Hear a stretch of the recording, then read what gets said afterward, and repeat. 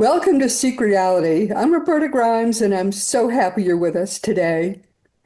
Our guest today is Kristina Amelong. Please prepare yourself to hear what I think is an amazing story.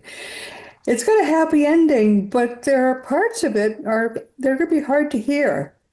Kristina had a younger brother named Jay, who began to say calmly when he was very young that he was going to die young. He wouldn't live very long and he would die on his bike. He even predicted the color of the car that was going to kill him. Well, he was a kid. I mean, kids say funny things sometimes, but sure enough, when Jay was 13 and Kristina was 17, it all happened one day exactly as he had predicted it. This was something which, I mean, try to imagine this. She is 17 years old, and she was plunged at this point into a psychological mess, and that lasted for decades. And as you can imagine, she had trouble dealing with it. She had a lot of trouble dealing with it, in fact. And her new book, just out, is called What My Brother Knew.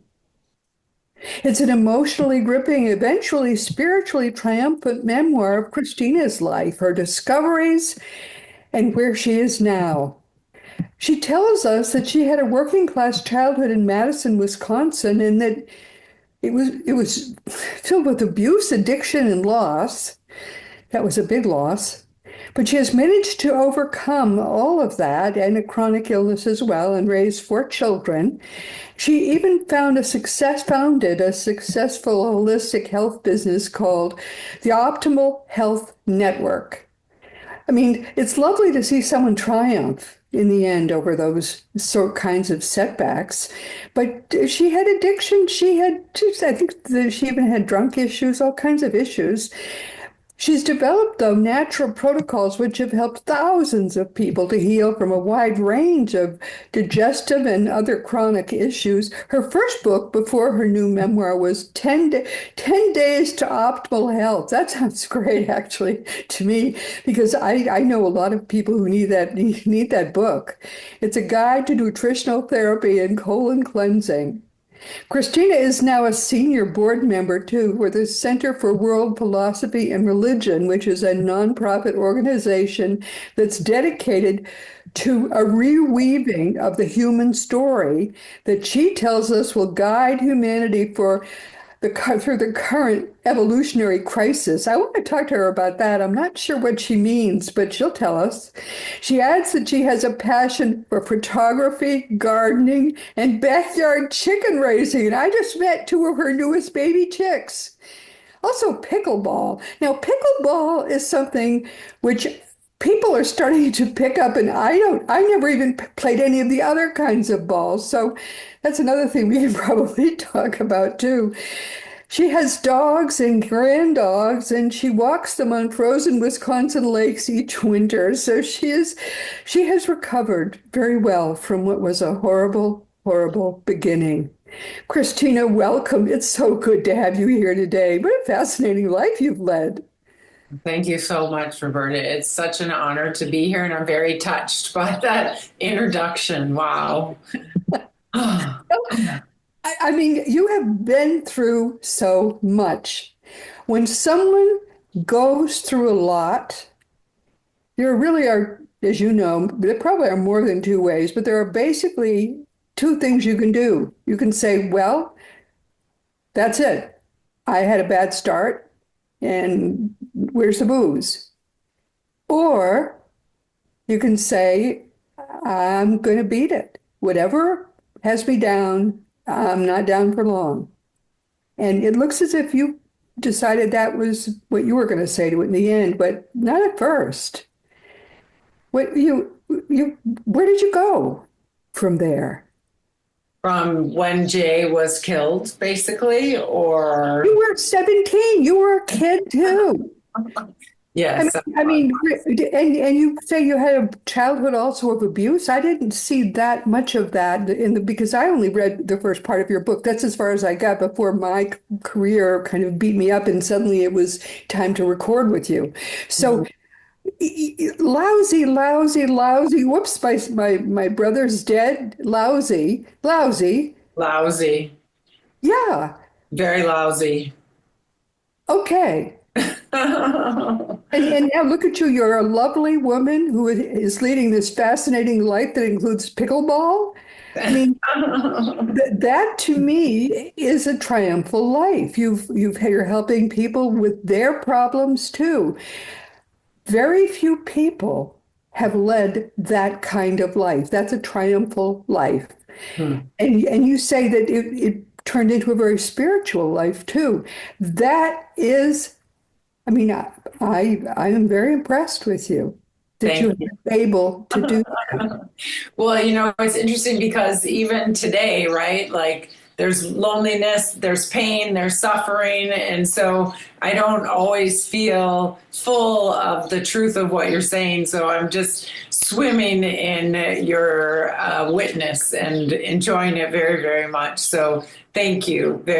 Thank you. And it is true. And yeah, so Jay, I'll just start with the way in which the whole Jay thing went down, which is detailed in the book. But what my brother knew, this wonderful, wonderful, emotionally charged, gorgeously written memoir that you just spoke of.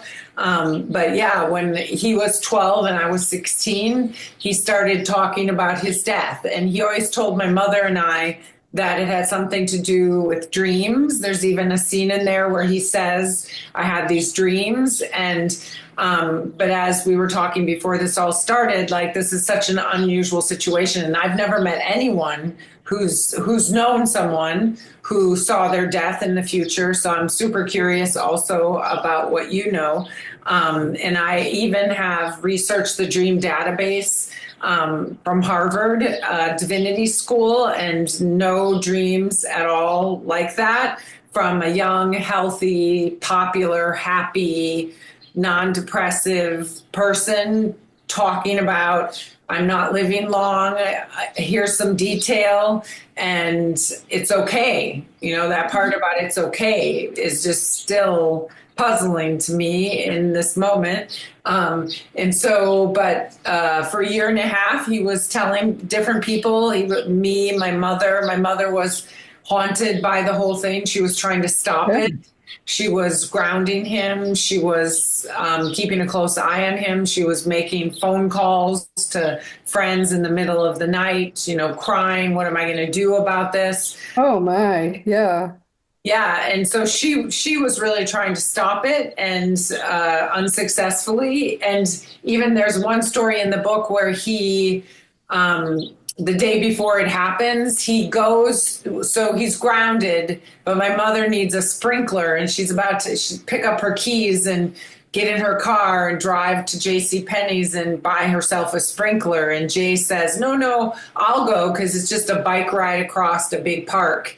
And he's like, no, no, I'll go get you your sprinkler. And she's like, okay, but you got to come right back. And, there's basically only 2 streets to cross in order to get there because you mostly go through this really big park. And he was a newspaper boy. I found out much later he was also dealing marijuana, Yeah. but he went to the store and he didn't just buy the sprinkler. He comes home a little while later and he bought her birthday present, and this was on May 26th, and her birthday is on July 3rd, and he gives her the birthday present and says, just in case, on May 26th, and he dies the next day, right? And he also, strangely, and how does the universe work that all these pieces come together? He bought the newly produced album by Van Halen called Fair Warning, that also has that song in it about strike that poor boy down. And that is the album that they were listening to right before it all happened. I tried to use the quote in the book, but you can't do that without copyright permission, sadly. But this happened exactly as I'm telling you. And he was just completely fine with walking to his death. Yeah, no, that is an amazing story. Amazing story. Yeah, and partly why I feel so, well, honored that I was able to create this book with the help of a community is that I felt for it'll be 44 years when the book comes out on May 27th. Um, is I carry this torch of this incredible story that is unlike pretty much any other story I've ever heard, that a young boy is not traumatized or unhappy, who knows, he has the precognition up to a year and a half before it happened. And it's a very violent death. He's pulled under the car. His body is kind of ripped up, stretched. He's made quite a bit taller, and his head is quite yeah, it's very, very horrible. And I saw his body right after he died. He lived for 2 hours after he was hit. And part of the book is me going back and talking to friends, because when he died, I lost contact with pretty much all the people who knew him. And so, like, for instance, there's this one moment in the book where I find out from someone that he's got this best friend named Todd, and I reach out to him, and he's just about to grab a milk at the grocery store, and he sees this text from Kristina Amelong, and it's 40 years later, and he drops the milk. He walks out of the grocery store, he's sobbing, and he goes to his car and he's crying, and then he texts me back. But then we meet, and we get to have this whole exchange. And there's so much healing that happens in the process, because Yeah. not only do I learn that many of the people who were close to Jay at the time, so many of them were still stuck in the pain, in the blame, in the grief, in the tragedy. And so it's been such a gift to be able to reconnect with these people, and just to, reconnect with humanity about this thing. Like, there's something really amazing about being a human being, that death is not the end of the story, right? So one of the things that Jay would tell us is that he would be up above his body, watching the paramedics try to bring him back to life, and that they wouldn't be able to. In his past, he saw the future of himself looking down on himself, and they wouldn't be able to. So, Right. yeah, Roberta, how do we make sense of this? Well, I mean, I understand. I understand it, but it is surprise. The part that is surprising to me is that it didn't upset him. Yeah, the only upset he has had, and this is even like a thing, right? Like, I need you guys to know, which Uh, made it all, for that, my that, mother in particular, it made it all the more tragic. yeah, but I mean, this is if if this were a non-fatal thing, that he could see an event in his life in the future is possible. There is no time in the astral, which is where the afterlife is. So, and we can go to the astral plane. He could, with the help of his spirit guide, go to the astral plane and be awake there while his body slept. So he could have had a waking dream and be shown the future. That could have happened. Let's assume it was a birthday party. I'm going to see my birthday party when I'm turning 14. And they could have shown him his future birthday party. And he could have told you about that in detail. And then when it happened, he could have said, see, I predicted this. All of that is possible, Kristina. But to foresee his death that way is very creepy to me. They would not have shown him his death that way. They would not have done that. And I just think it's very weird. Well, and so one of the things that I learned from doing the research and talking to people is that, I grew up in Madison, Wisconsin, and right close to the university. And There was a lot of kids that we hung out with that had older siblings, and it turns out he wasn't just using marijuana, which a lot of us were, and alcohol starting when we were 12, 13, 14. Oh So my goodness, you guys were really wild. You were wild. it seems that way. Yeah. So there was a lot of drugs in my neighborhood in this working class. Well, it was a very mixed class neighborhood. But rumor has it from talking to, and I had like three people confirm this, that he had been using LSD.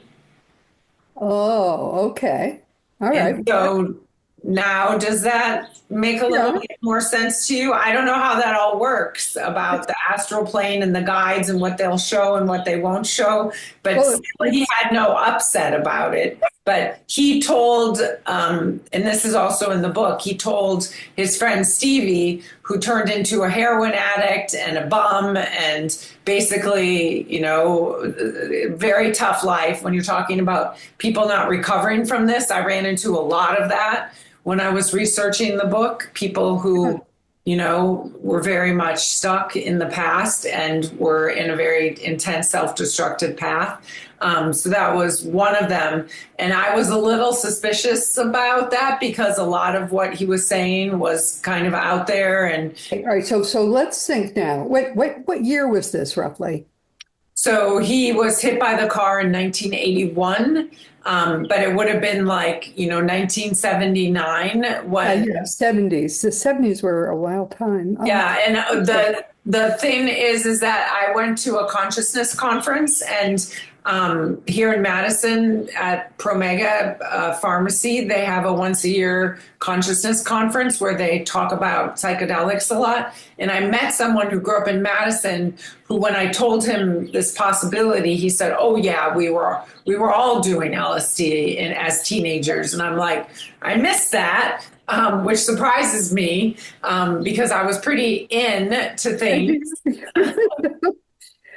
But but yeah, it's I could yeah. He may have been on an LSD trip. It may be that that was what was going on. Yeah, and I've heard like people using LSD to help like older people who are dying, or people who are dying, or people who want to get more friendly with death using LSD for healing. But I've never heard of someone having such precognition and then also this quality, right, of being okay with it. It's not like Jay was like, "Oh my God, I saw this vision and now help me stop it."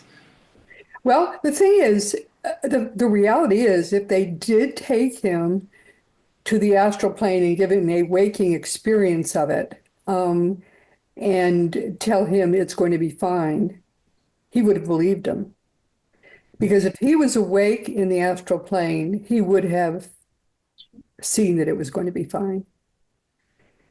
If it was a deep enough experience of being there, he would have lost all fear of death. So that may in fact be what happened.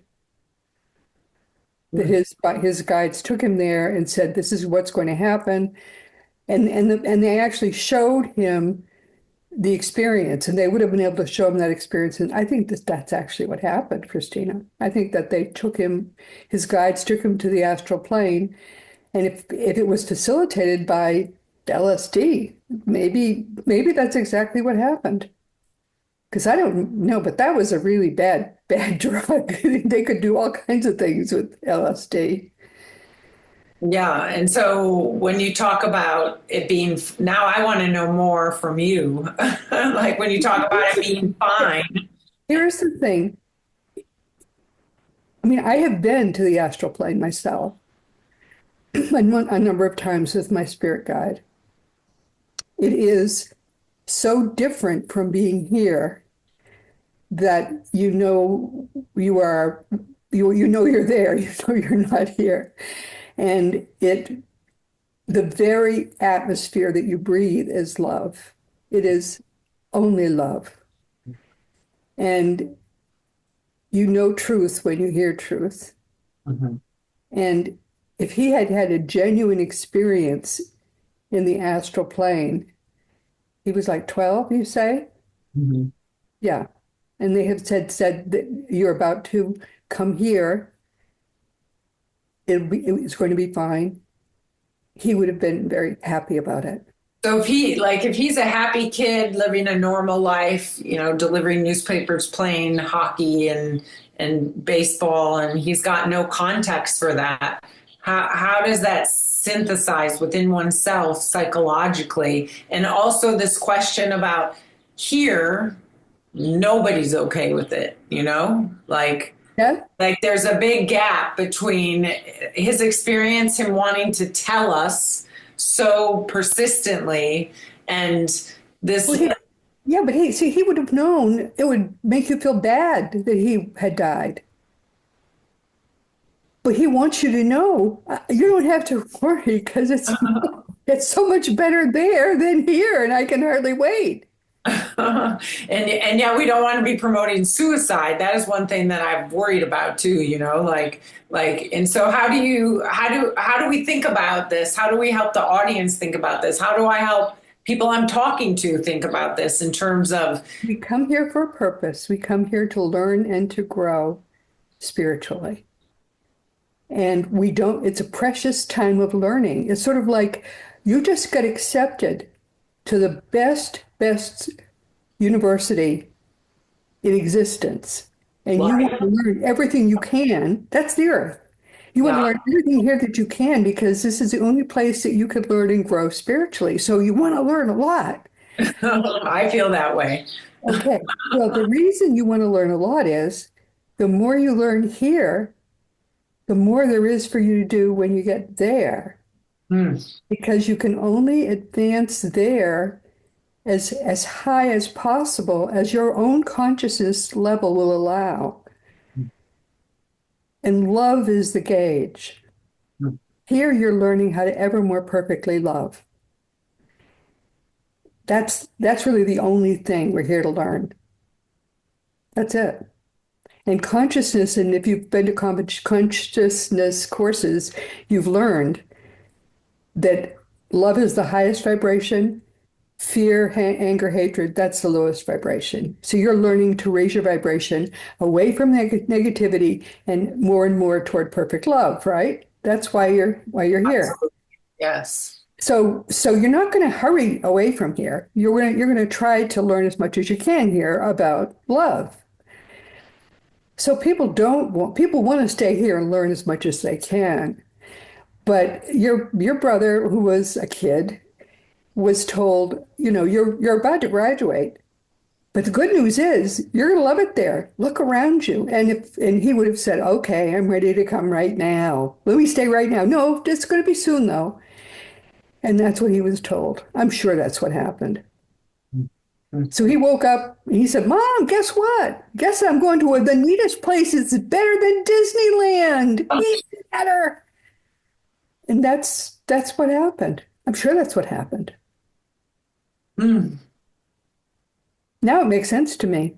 That's why he would have seen it that way. If he looked around there, I mean, it's gorgeous, it's beautiful. Everybody is so happy. He would have seen there are other people there that he could be with, that he could play with. There were guys, there are beautiful. Everybody is beautiful. All the people are beautiful. Everybody is loving. Oh, yeah. I mean, he even could have met Jesus that night. Anything. All beautiful stuff.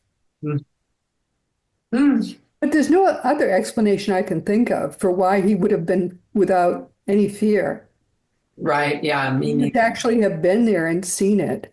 Yeah. So the astral plane, you call it. Astral plane, yeah. Yeah. Huh.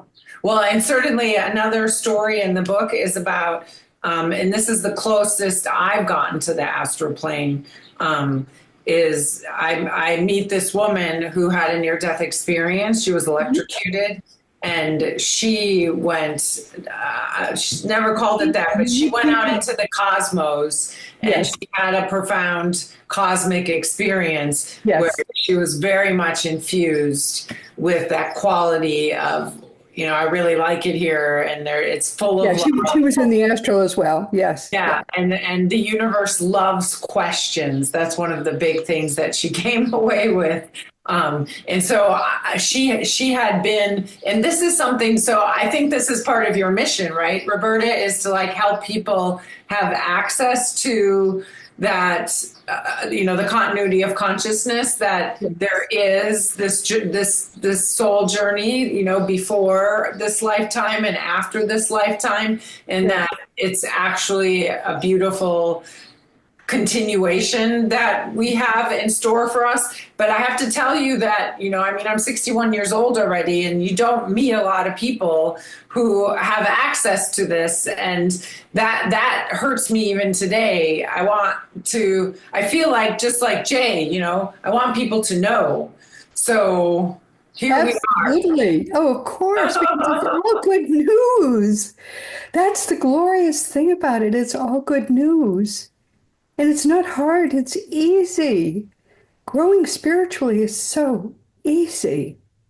It's It very really is. wonderful. It's quite beautiful. Yeah, it feels like quite an honor, and it feels like you have a taste of your infinity within your daily life, in your consciousness, that is so restoring to the psyche. I think so many people go to therapy, and they're trying to heal their wounds or whatever. But I have found, if you don't find that pathway to your own infinity somehow, that it's really hard to actually have the kind of healing that you're looking for, where you can put your own personal suffering in context.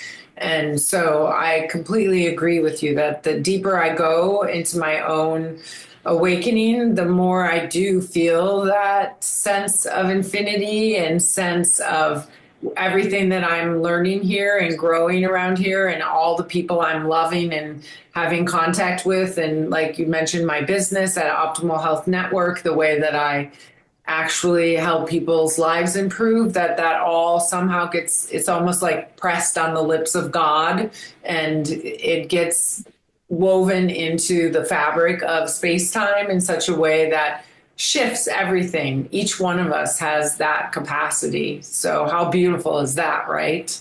It is.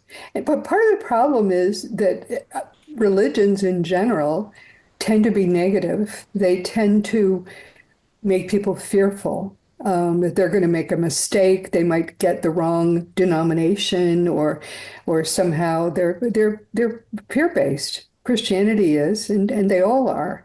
Every religion I've ever studied, and I've studied quite a lot of them, is basically fear-based, and that's really unfortunate. They don't need to be. They should not be. Yeah, I agree. And that's very much the work that we're doing at the Center for World Philosophy and Religion, is Talk really. about your center there. What's tell us more about that. So I met Barbara Marks Hubbard. Had you heard her name? Barbara I've Marks. heard it. Yeah. Yeah, so I met her back in 2016 or something, and started studying with her because she had this notion of conscious evolution, and the idea that our personal growth actually impacts all, just like I was speaking about, but she called it conscious evolution. And her teachers were like Teilhard de Chardin and Jonas Salk, and etc. And so she started working with the center, and at that point, it was called the Center for Integral Wisdom, started by Ken Wilber and Dr. Mark Goffney and Zach Stein and Sally Kempton. And so I was teaching contemplative writing for Barbara for one of her courses, which is how I wrote the book, is by doing contemplative writing in the tradition of Natalie Goldberg and Julia Cameron. And so I started studying with Barbara and Mark, and we started what's called now One Mountain, Many Paths, but it was Evolutionary Church. So every Sunday we have a live broadcast.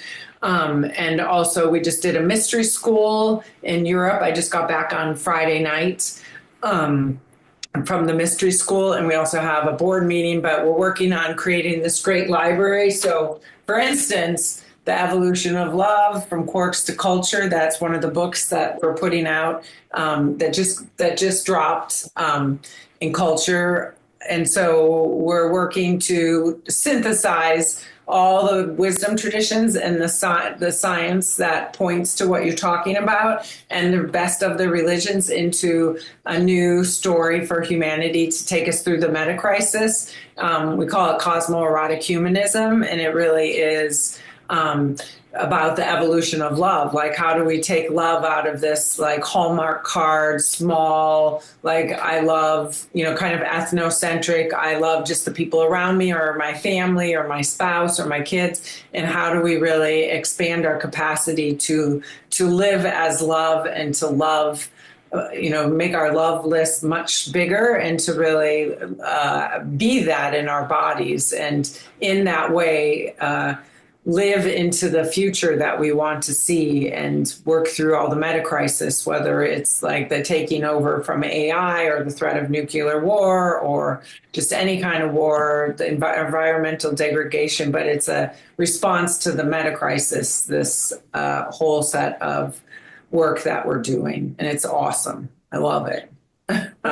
And so you have something that you're working on that feels beautiful to you. That's right. That's wonderful. Absolutely. And, I was in Europe for 19 days. So, for instance, I didn't see clients, but this week I have 35 clients that I'm working with Oh my through goodness. Optimal Health Network. I So, had to see sort of 35 people in one week. I think I would just kill me now. I have a great staff, and I have a wonderful structure where I can give someone a lot of resource without it taking too much out of me. So, Oh my. I have never managed to do that, unfortunately.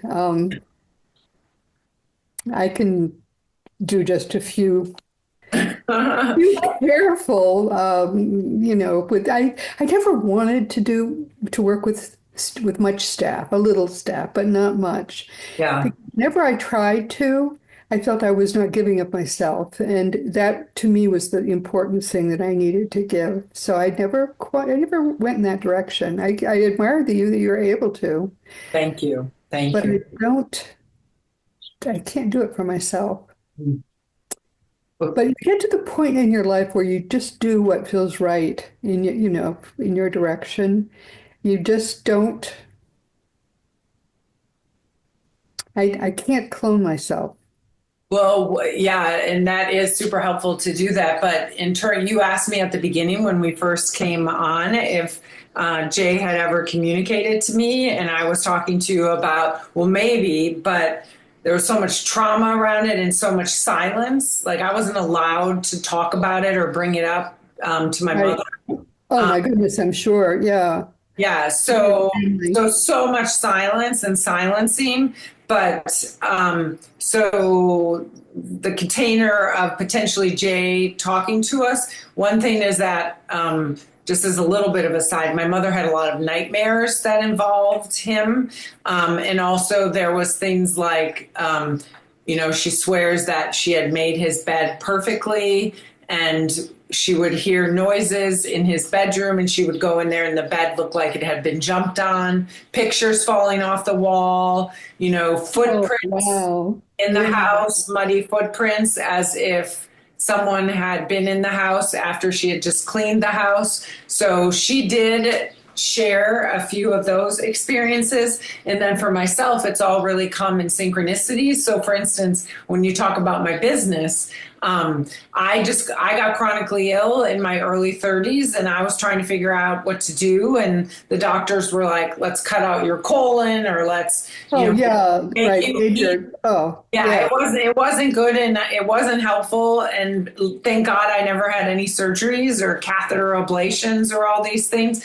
But a friend told me to check out colon hydrotherapy, and so I did that. And there was nobody local, and I was running a restaurant. I owned a restaurant at the time, and I was starting to get burned out And so I decided to open a colon therapy clinic, which right away was very successful and wonderful to work with people.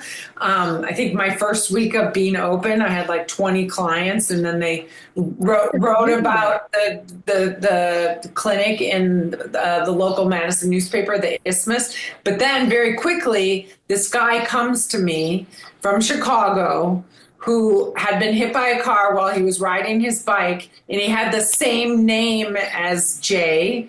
Wow. And he was looking for somebody to open up an enema store online, and this was in 2000. So the internet businesses weren't something I that you think were. that you're Yeah, right. yeah, yeah. So he told me you need to open up an enema store. But I had been taught by the colon therapy school that enemas were like the evil cousin and you needed to stay away from enemas because they didn't help people and blah, blah, blah. So I had been told to stay away from enemas. But the instant he said to me, you need to open up an enema store because he had the same accident as Jay and he had the same name as Jay. Oh my heavens, yes. And then another part of that story was that a month prior, a woman came to me for a colonic, and she had the same initials as Jay, which isn't a big deal, but she was born on the same day, the same month, and the same year as Jay. And she was a webmaster. And so she and he and I, within a month from him saying, you need to open up an enema store, we had an enema store. And that is a perfect example of how Jay communicates in my life. Like he All led over me your to, life, for heaven's sake. Yeah. yeah, he led me to Barbara Marx Hubbard. So many different synchronicities that have happened, like on his birthday or on his death day. Like I didn't tell the publisher when to publish this book. And even in the book, because you go through a book time and time again and you constantly find errors. It's kind of shocking, but his death day was wrong. It was the day before his death day, and still they picked his death day to publish the book. So, yes, he seems to be quite present in the way that reality gets organized around me. Yeah, what's fascinating about what many things are fascinating about our loved ones who've gone ahead, but they will communicate with us in ways that they know we will recognize, but that are bearable for us. Mm-hmm. I mean, if they were walking around our house all the time and talking to us, it would freak us out. But if I they don't know. I think I'd like that. at this point, perhaps, but 25 years ago, you would have probably been. Right. No, no, no. Well, and interesting that you say that because I do when someone dies, like when Barbara Marx Hubbard died, there was like 3 days after she died where, do you know how like you're just in your house and everything's normal, but then you'll have like a sense perception and it flashes, like 4, 5, 6 times, like I'd like be drawn to look up and there would be Barbara shimmering, in the hall or something, and it How would did go you feel about away that? instantly. What? Were you okay with that? I loved it. Yes. Yeah, but you were a lot more sophisticated by then, right? Yes, yes, yes. So I have had that happen a few times, but I have to say to the spirits, like, it's okay if you want to hang out with me more because I wouldn't mind talking to you. Yeah, yeah, you're more sophisticated now. Yeah, yeah. Well, I mean, my spirit guide is around me all the time, and I often see him. But if he had started out that way, I think I would have. I don't know what I would have done, but I certainly would not have been ready. So they know they are very, very good at sensing when we are ready to have a lot You more. think everyone has spirit guides? Oh, 100%. Yeah, we all do. Hmm. Somebody that's been with us from right from the planning of this lifetime, and they virtually always are with us through our lives. Hmm. The only reason that they might, step back and have somebody else to step in would be if we change substantially in what we're going to do with our lives. Then sometimes there'll be somebody who's an expert at what the new thing is that we're doing, but we usually don't replace our guides. They usually are with us through life. Hmm. Interesting. And it's a very close relationship. It's a wonderful relationship. I really urge people to try to make that relationship happen in a way that we're aware of. But in most cases, our spirit guides would just as soon stay behind the scenes and work with us sort of underneath the radar. I don't know why. Well, actually, I guess I probably do know why. It's more efficient for them to sort of, we tend to think I have an intuition that says this or that. They would prefer to be our intuition, kind of. Um, some secret little voice that's always talking to us. They would prefer to be that. Interesting. And What they else? could then be really in control. But anyway, we're coming to the end of our time. What do you want people to take away from our conversation today? That there's this beautiful journey of turning grief into awe and wonder. And as I've said many times in this process, like of getting in touch with one's own infinity and cosmic nature. I think that's very much something. Also, read the book. I think you will be very moved by the book. It's a deep journey into what we've been talking about, but even more about like my mother's journey around her dying, around my own emotional healing, and how I went about doing that, from being in the 12-step programs to doing peer counseling.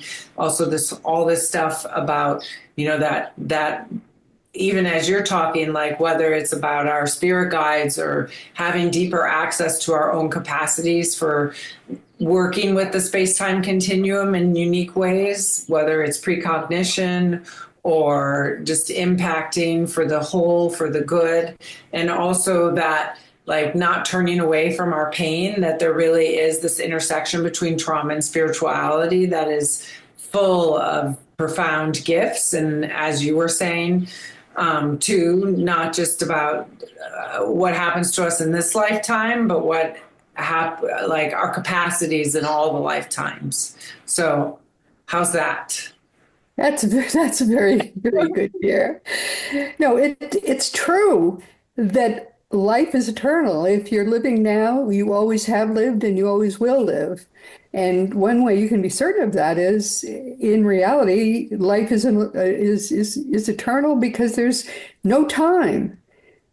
So in non-time, you always exist, Yeah. which is a glorious, I mean, you will get it right sooner or later. If it takes you longer, that's okay because you get all the time in the world. And I think your book is beautiful because I did sneak ahead and look at a bunch of pages. I think your book is beautiful because you got some stuff wrong, but you went anyway to try to get it right later on. And I think it's important for people to know that you can get stuff wrong and just keep trying. This is a wonderfully liberating thought. The only difference anyone has ever been able to find between the great successes and the people who fail are that the people who've succeeded tried one more time. That's Yeah. Not the giving up. only difference. So if you just keep trying, you're going to win at the level you need to win at. That's what life is. And I think that your story is beautiful because look at what you've achieved. And even though you floundered around, you really floundered around a lot in the beginning. And you darn it, you had a right to because of what had happened to you. And that story is downright amazing. Although I think we know how it happened. And I'm comforted to know that they did that beautiful thing, that the spirit guides and the beings did that beautiful thing for that young boy, very young boy, who was about to come to them. They said, "Don't worry, don't be afraid. It's going to be fine. Look where you're coming. Isn't it beautiful?" And he said, "Yeah, hey, let me in here." And told his mom, "This is where I'm going, and it's going to be great." And she said, "No, you don't dare! Don't you dare do that!" But that's the way life is. So anyway, I'll be right back. Just got to go tell everybody who our next guest is going to be, but I'll be right back. Oh, my dear friends, hasn't this been fascinating? Oh my word. But look how she has grown spiritually from being a kid. She was a kid too. She was 17.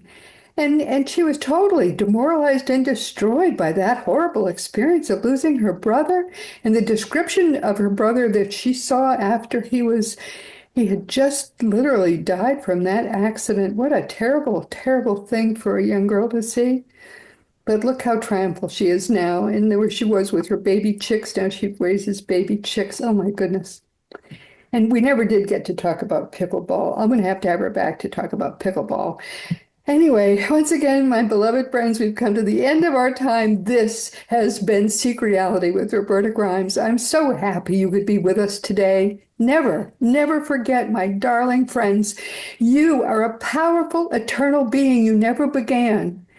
You never will end. And when you get that and all the implications of that glorious fact, it's going to change everything in your life for the better. Next week, our guest will be our much treasured eternal friend, Dr. R. Craig Hogan. He'll be with us for the 49th time. Oh, he must be sick of us by now. Dr. Hogan was our very first Seek Reality guest when we began this podcast in 2013. And he is really, of all the afterlife experts and teachers, he and his primary website together, seekreality.com, are the go-to place to learn everything you want to know about the afterlife, every question definitively answered, because finally now humankind really does have pretty much all the answers. Having Craig with us is always fun. We always find something interesting and new to talk about. So please be sure to join us next week. And this week we've been talking with Kristina Amelong. She's been with us for the first time, but I don't think it's going to be the last because we have to find out how her chickens turned out. If nothing else, they're the fancy kind that lays colored eggs. Then you don't have to color them for Easter. It's actually a saving to raise your own chickens that lay colored eggs. Her story is amazing. When her younger brother was very young, he began to predict that he was about to die. And we've even figured out, I think, how he knew it. At 13, he did die, and he died the way he predicted he would die exactly. And she was only 17, and it demoralized her so much that for the next 30 or so years, as I think I can recall from the book, she tried drugs and she tried all kinds of horrible things, drinking and so on. And this was in the 70s, so that in early 80s. So it was a time when people were doing all kinds of things they shouldn't have done. But she has turned her life around beautifully, as you've heard. She's doing spiritual things. She's just a delight to talk with. In fact, we never even got to the book, really. We were too busy talking about life. Her book is just out as you're hearing this the first time. Her book is called What My Brother Knew.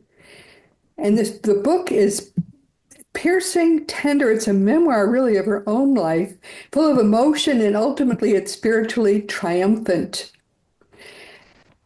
And so I really I recommend it. I'm going to finish reading it, but I've only read, I think, the first quarter because I had so many other things that I had to do but after it arrived and before we did this interview. But most important, I really want you to know and to remember, think of how the beings that take over and watch over, take care of us and watch over us. When they knew that young boy was about to come to them, they carefully told him, look, this is what's going to happen to you, but don't be afraid. It's going to be okay. And they even showed him the accident and said, look where you're going to come. Isn't this wonderful? So he wasn't afraid.